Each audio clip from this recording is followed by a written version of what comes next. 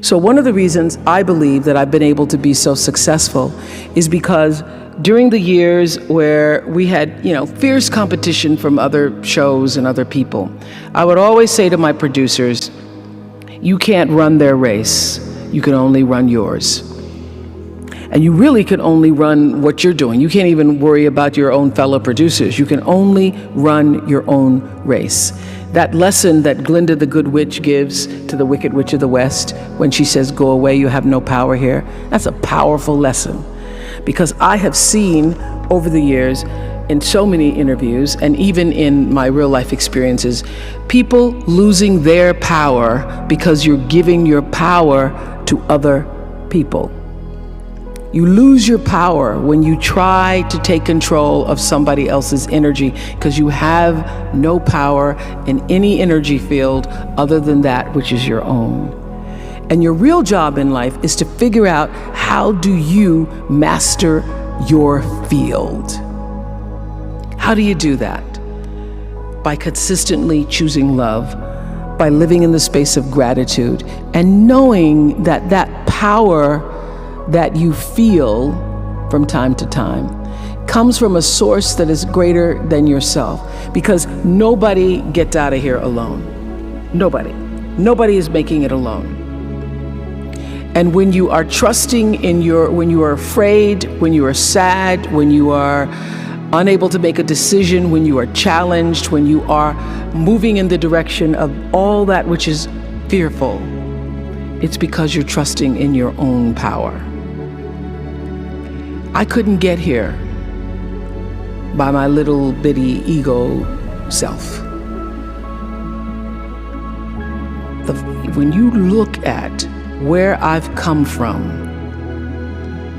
a little town, apartheid town in Kosciuszko, Mississippi in 1954, where there were more lynchings of black men per capita than any place else in the world, where you had to be off the streets, literally, when white people walked down the streets, where there was no vision or hope for you as a black man or black woman other than being a domestic or teaching in the colored school.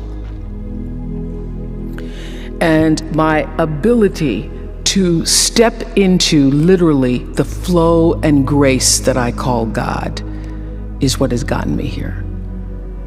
And I consistently mind that, because having a spiritual life isn't something that you can attain because you already are a spiritual life. Pierre Teilhard de Chardin said, we're spiritual beings having a human experience. I know this to be true.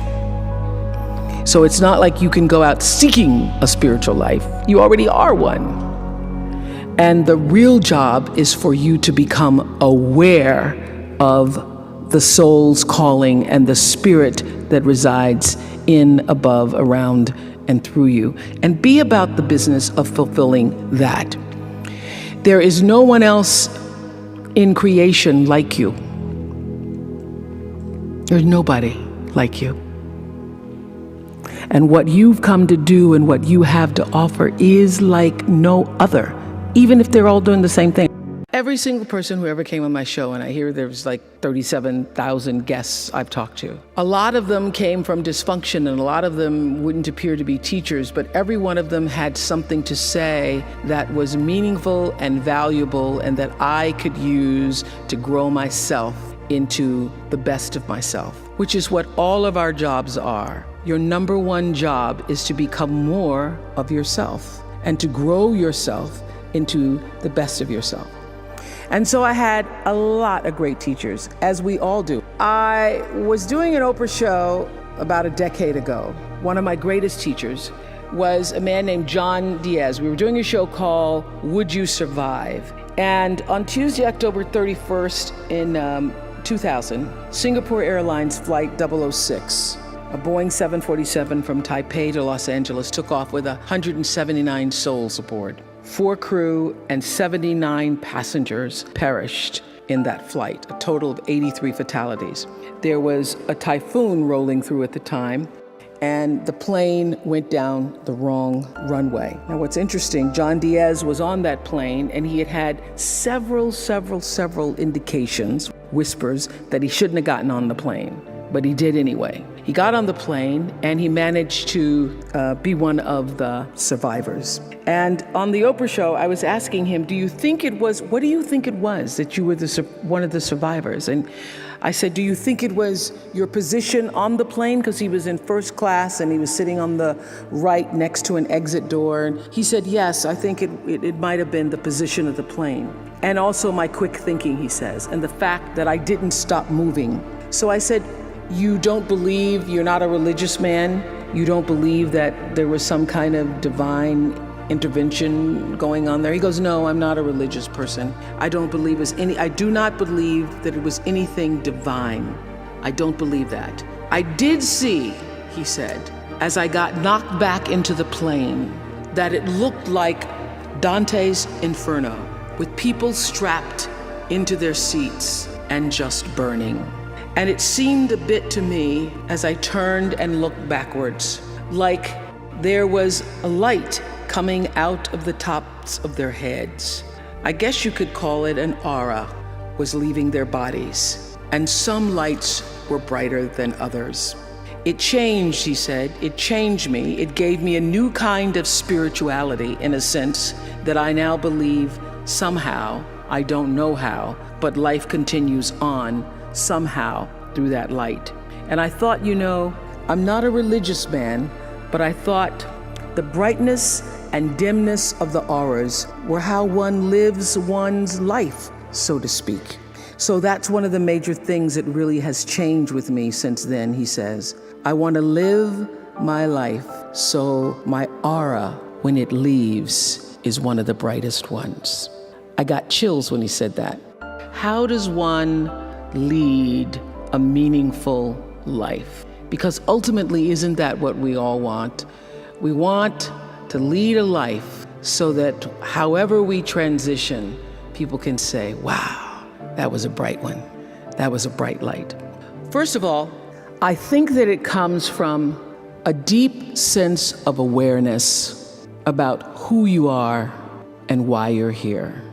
It comes from being in touch with, on a regular basis, the appreciation and the holy gratitude that should fill each of our hearts on a regular basis, just knowing what a privilege it is to be here and to be human. To me, successful is getting to the point where you are absolutely comfortable with yourself. It does not matter how many things you have acquired. The ability to learn to say no and not to feel guilty about it, to me, is about the greatest success I have achieved. The fact that I have, in the public side, done whatever, it's all a part of a process for growing for me.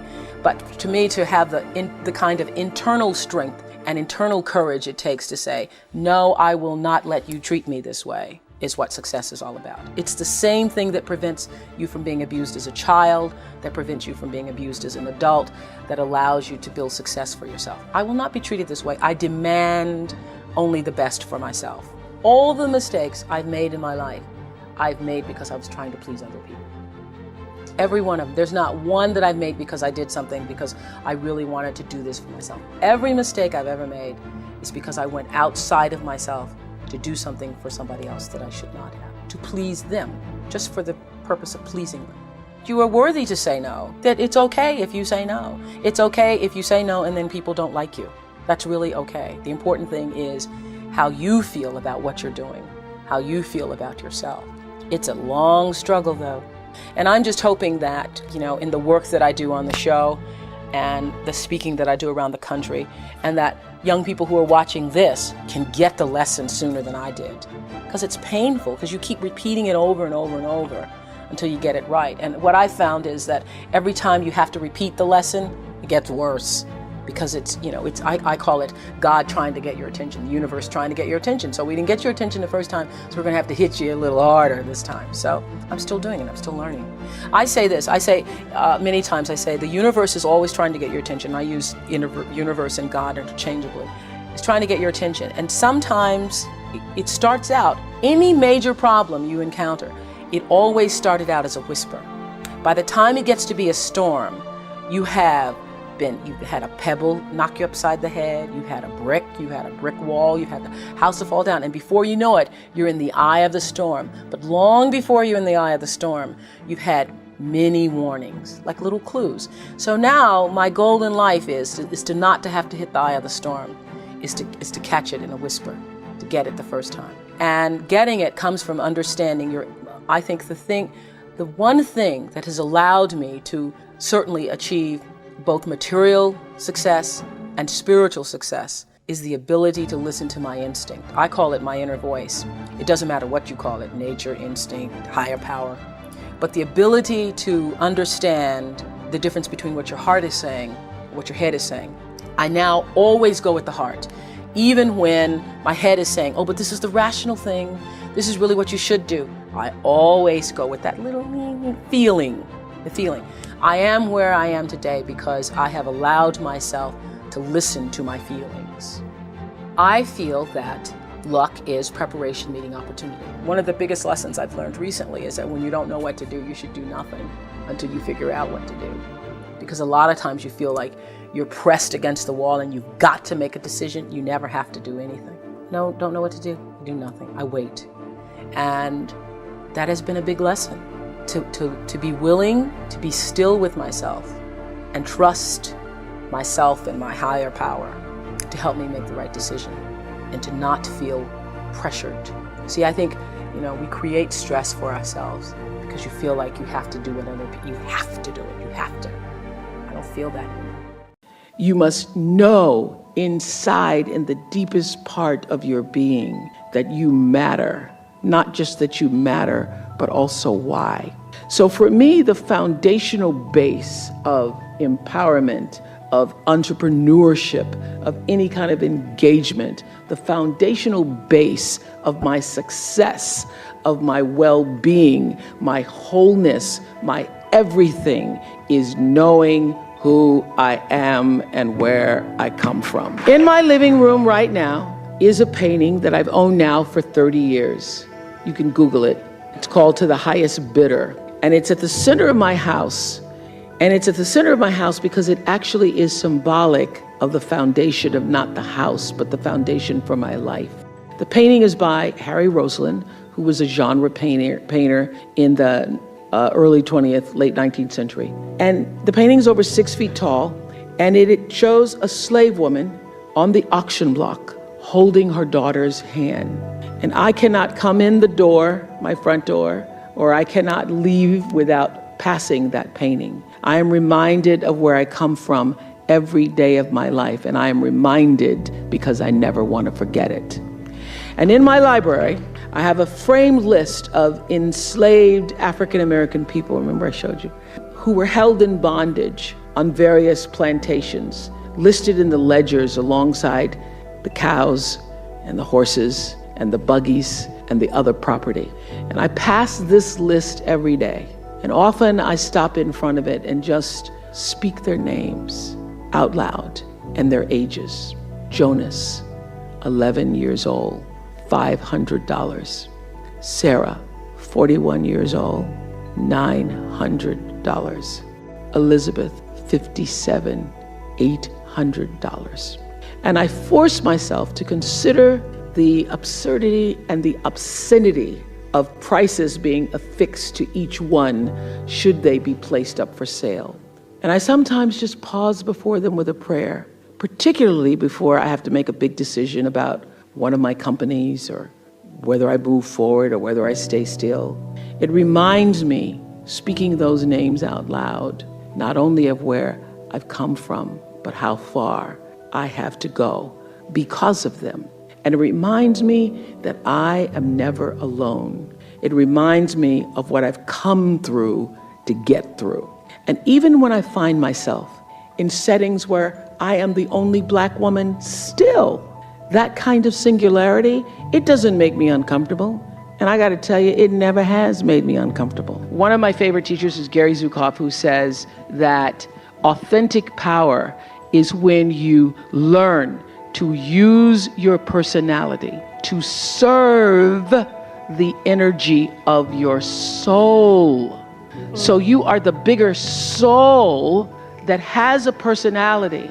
When you figure out how to I have a big personality. It's lovely, it's charming, but it's not me. It's not me. I'm here to do my soul's work. And I use my personality to serve the soul's work. And everybody has a different talent. And the reason we're all so messed up is because you're looking at everybody else's talent and wishing you had some of their talent. All the energy that you spend thinking about, wishing about, being jealous of, envious of anybody else is energy that you're not only putting out, it's going to come back to you negatively, but you're taking that away from you. All your energy should be forced on, what do I have to offer? What do I have to give? How can I be used in service? Because Dr. King's message of not everybody can be famous, but everybody can be great, because greatness is determined by service. And there is not a job in here that you can do that you don't switch the paradigm to service and not make that job more fulfilling. I don't care what the job is. If you say, I'm a singer, I'm a dancer, I'm an artist, I'm a teacher, I'm a nurse, I'm a doctor, I'm a janitor, I'm a clerk, if you say, if I look at this from, how do I use this in service to something bigger than myself? It no longer becomes a job. It becomes an offering to the world.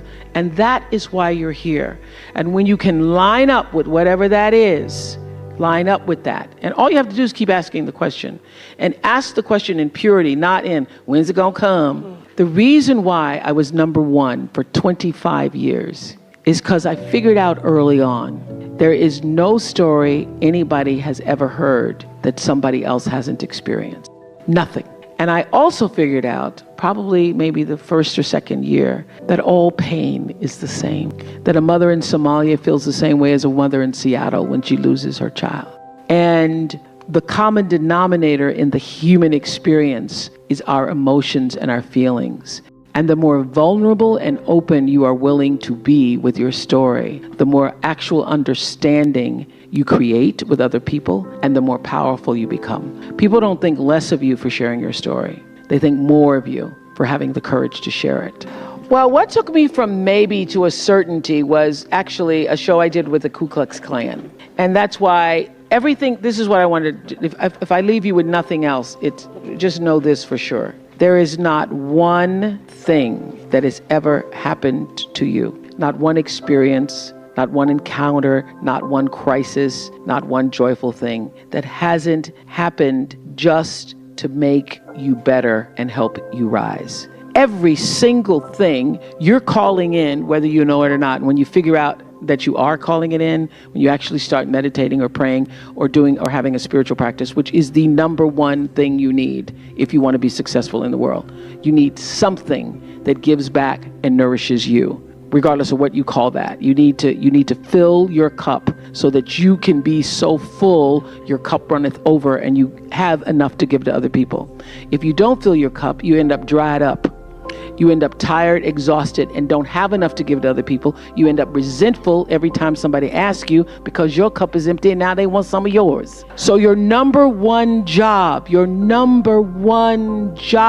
is to fill your cup and make yourself whole.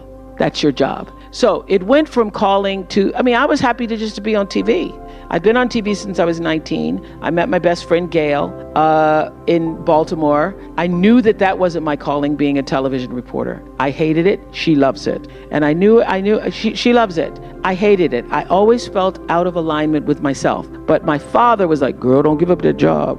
You making $25,000 a year and you 25? Don't give up that job. So I had those voices, but every day I wouldn't say agony. I was trying to find, how can I be myself, be real on the air? And I always felt like I was pretending and that I was out of alignment. And then when they got ready to fire me, they were going to fire me, but they didn't want to release me from the contract. So they thought, well, let's just pay her out and we can get her to do this talk show thing. So they literally put me on the talk show to get me out of the way. And the very first day, I sat on there interviewing the Carvel ice cream man about his multiple flavors.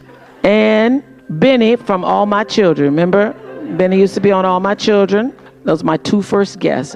And doing Dialing for Dollars in between, I knew that I had come home to myself. I could not predict that it would turn into what it has, but I knew that I could finally breathe, and I was no longer pretending to restrict my feelings, because I'd go out on stories and I would empathize with people. I'd feel bad for them, and that would show up in the work, and then I would get a little slip from my boss because I had a really aggressive bad boss. So I started to feel then, this is the job that I want, but I didn't know about calling. Holding on to what you really intended. What is the larger vision for what you're trying to do?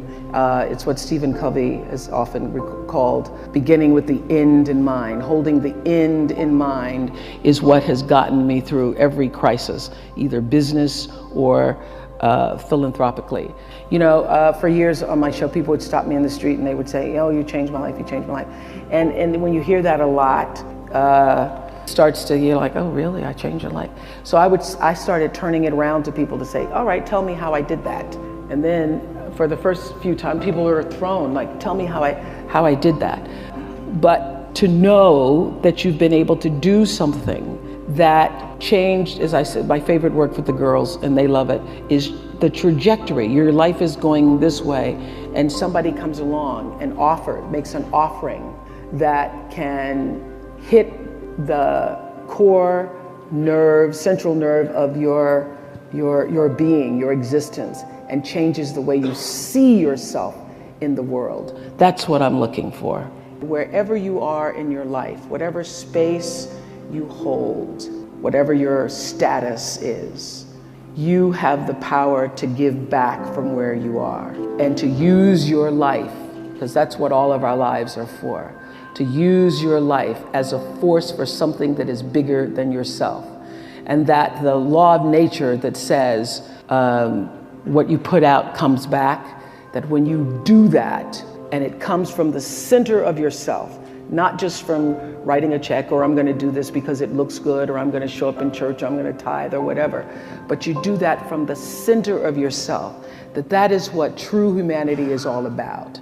So I wanted to for me, anytime I get anything, and that's just the nature of myself, I do something called Super Soul Sunday, and I was interviewing Carolyn Mace, who wrote a book called Anatomy of Spirit. And what's really exciting for me is that we were able to broadcast that not just on the cable platform, but to also blast it around the world. So we simulcast it around the world. So all around the world, people are tweeting in, thousands of people at the same time. And she said something that really hit a nerve. I knew it would hit a nerve with everybody because it hit a nerve with me. She was talking about how most people lead their lives following a course that is not their own. And that unless you can find the course that is truly your own, you will remain off course. And she was talking about how so many women betray themselves, and that when you betray yourself in relationships, regardless of what those relationships are, that you are no different than the person who hurt you. Now, that's just a simple little sentence. When you betray yourself, you're no different than the person who hurt you. The reason why I wanted to do that show is so that people would feel and be able to discover a path to better themselves, a way to see themselves differently. And that one little phrase, when you betray yourself, you become no different than the people who hurt you. Open the door for that. So I, in that way, am validated because I'm very clear about what my purpose on earth is. I'm very clear that the work that I do on television is just a way of me manifesting myself as a vessel and a vehicle for the larger energy that I call God. There is no real doing in the world without being first. For me, being, your presence, your connection to yourself and that which is greater than yourself is far more important than what you do, but also is the thing that fuels what you do. And I know that one of the things that is so important for what happens here at the graduate school is that you have leaders who are self-actualized and understand what your contribution to change the world can be. You can only do that if you know yourself. You can only do that you cannot do it unless you take the time to actually know who you are and why you are here. Now, I happen to know for sure that every human being comes called, and that the calling goes beyond the definition of what your job is. There's an innate, supreme moment of destiny for everybody. And that's why when I was in Baltimore, I could feel this isn't it. And then in Chicago, after 25 years of success on the show, I started to feel this isn't it. There's something more that's calling me to what is the supreme moment. And everybody has that. And you cannot fulfill it unless you have a level of self-awareness, to be connected to what is the inner voice or the instinct. I call it your emotional GPS system that allows you to make the best decisions for yourself. And every decision that has profited me has come from me listening to that inner voice first. And every time I've gotten into a situation where I was in trouble, it's because I didn't listen to it. I overrode that voice, that instinct with my own head, my own thinking. I tried to rationalize it. I tried to tell myself, but okay, you're gonna make a lot of money. Oh no. And so I sit here profitable, successful by all the definitions of the world. But what really, really, really resonates deeply with me is that I live a fantastic life. My inner life is really intact. I live from the inside out. And so everything that I have because I let it be fueled by who I am and what I realize my contributions to the planet. And what my real contribution is, it looks like I was a talk show host. It looks like, I'm in the movies. It looks like, I have a network. But my real contribution, the reason why I'm here, is to help connect people to themselves and the higher ideas of consciousness. I'm here to help raise consciousness. I live by the third law of motion in physics. For every action, there's an equal and opposite reaction. That is my religion. I know that what I'm thinking and therefore going to act on is going to come back to me in a circular motion, just like gravity, like what goes up comes down. And so what also propels the action is the intention. So I don't do anything without being fully clear about why I intend to do it, because the intention is going to determine the reaction, the result, or the consequence in every circumstance. I don't care what it is. Everything is fueled that comes from me really wanting to be a better person on earth. And this is what I know to be true. One of the reasons why I live such a fantastic life is because I pay attention. I pay attention to my life. And your life is your greatest teacher. Every single thing that's happening to you every day, your joys, your sadnesses, your challenges, your worries, everything is happening to bring you closer to in here. Everything is trying to take you home to yourself. And when you're at home with yourself, when you're solidly there, connected to whatever you call creation, even if you don't call it anything, connected to an energy force that has unlimited power for you, when you can connect to that, you are your best. One of my greatest lessons came from a guy who wrote a book called Seed of the Soul. I was doing him on the show, and I started talking this consciousness, spiritual talk, 2 months after I started the show. And my producers would all be like, oh God, there she goes again. But I knew that even though masses of people were not tuning in for that the whole purpose of that platform was to try to lift people up. And now I have a network and I can articulate what it is I'm trying to do. I'm trying to bring little pieces of light into people's lives. Because what is my job? My job is not to be an interviewer. My job is not to be a talk show host or just to own a network. I am here to raise the level of consciousness, to connect people to ideas and stories so that they can see themselves and live better lives.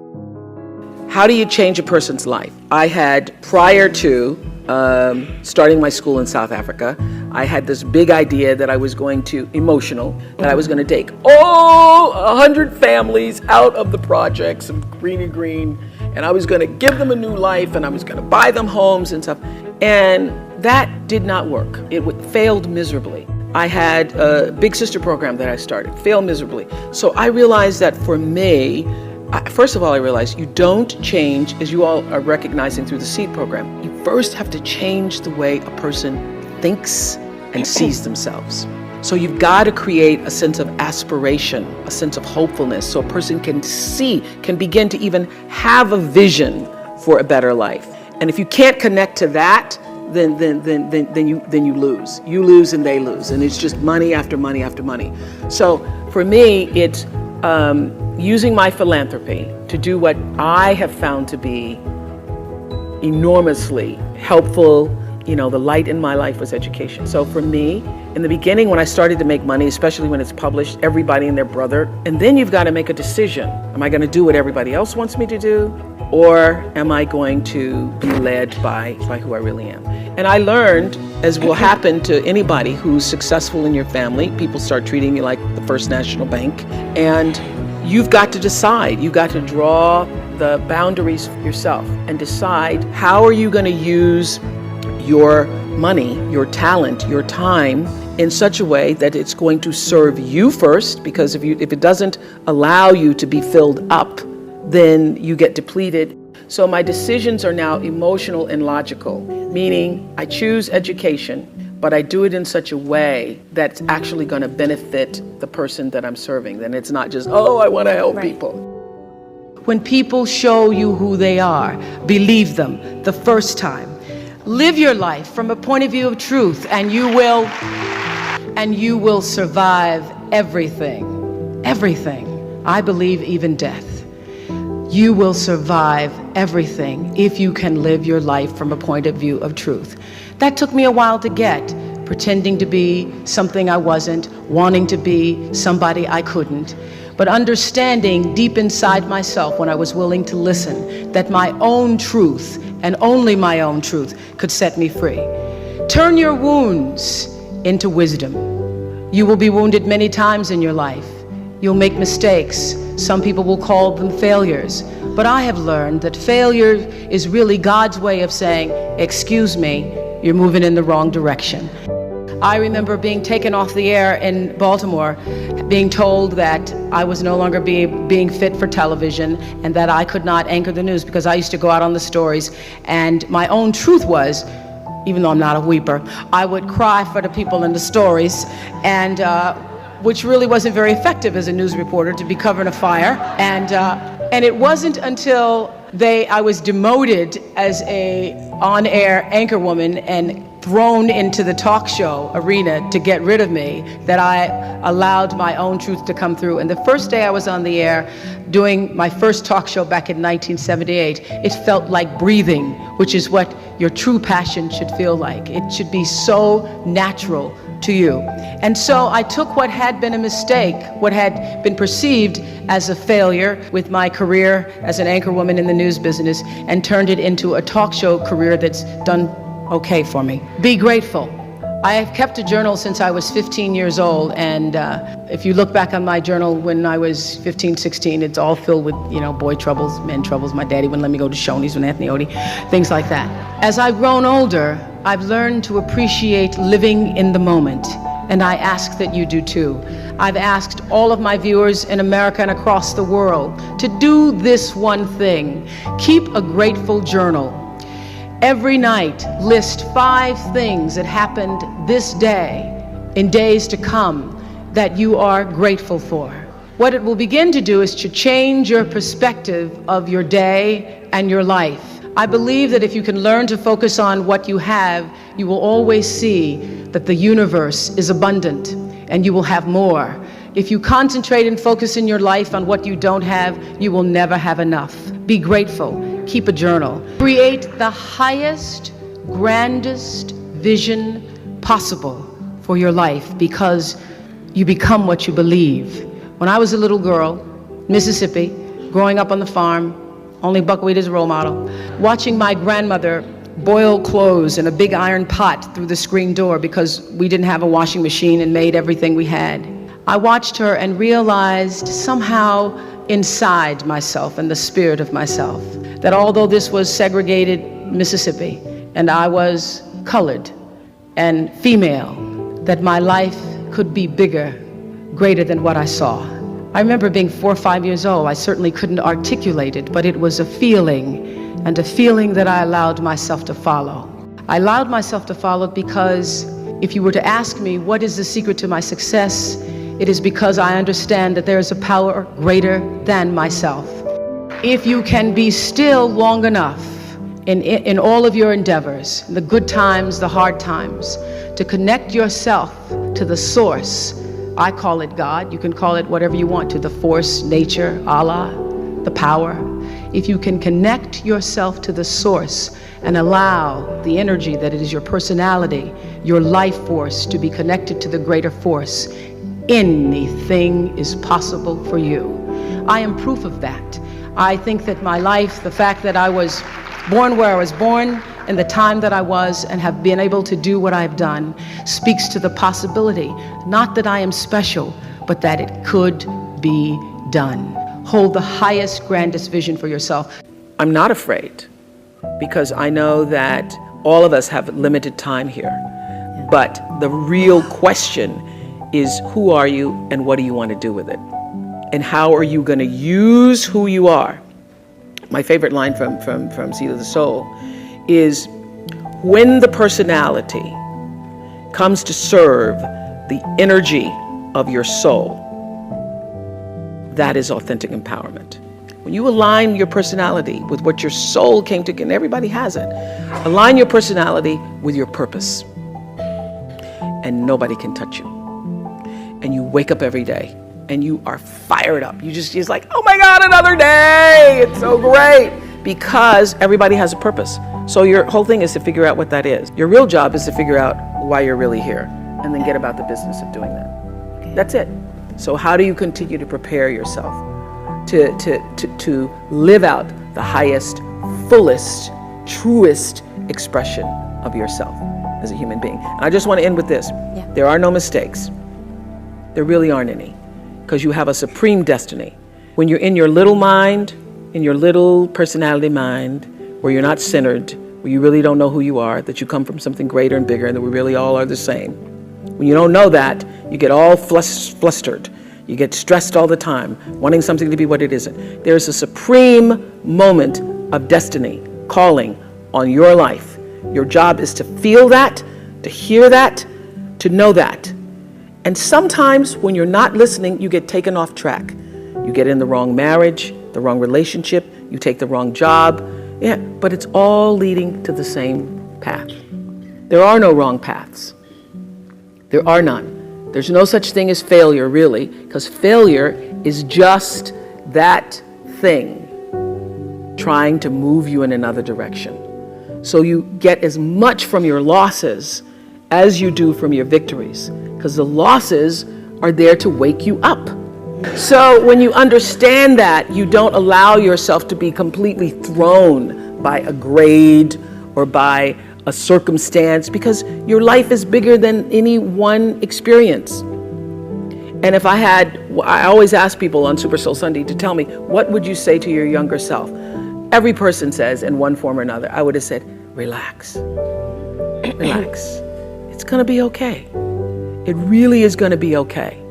Because even if you're on a detour right now, and that's how you know, when you're not at ease with yourself, when you're feeling like, shouldn't be that is the cue that you need to be moving in another direction. Don't let yourself get all thrown off, continue to be thrown off course. When you're feeling off course, that's the key. How do I turn around? So when everybody was talking about, when I started this network, if I had only known, good Lord, how difficult it would be. The way through the challenge is to get still and ask yourself, what is the next right move? Not think about, oh, I got all of this stuff. What is the next right move? And then from that space, make the next right move and the next right move. And not to be overwhelmed by it, because you know your life is bigger than that one moment. You know you're not defined by what somebody says is a failure for you, because failure is just there to point you in a different direction.